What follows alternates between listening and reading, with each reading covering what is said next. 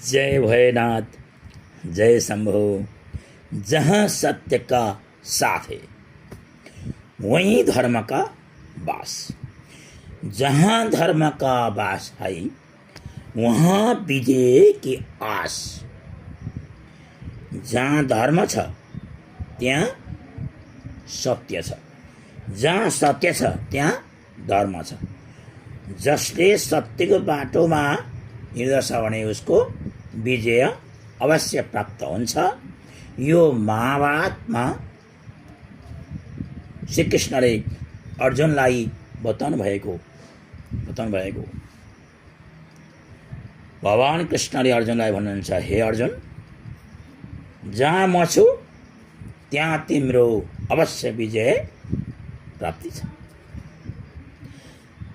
जहाँ म छैन यानी कि म कौरवतिर छैन, त्यसैले कौरवहरू जति बलवान भए पनि उनीहरू अधर्मको कारणले उनीहरू नाश भएर जान्छ। यदि यो भिडियो राम्रो लाग्यो भने तपाईले लाइक र कमेन्ट साथसाथै सब्स्क्राइब गरिदिनुहोस् र कमेन्टमा लेख्नुहोस्, जय भोलेनाथ, जय शम्भो।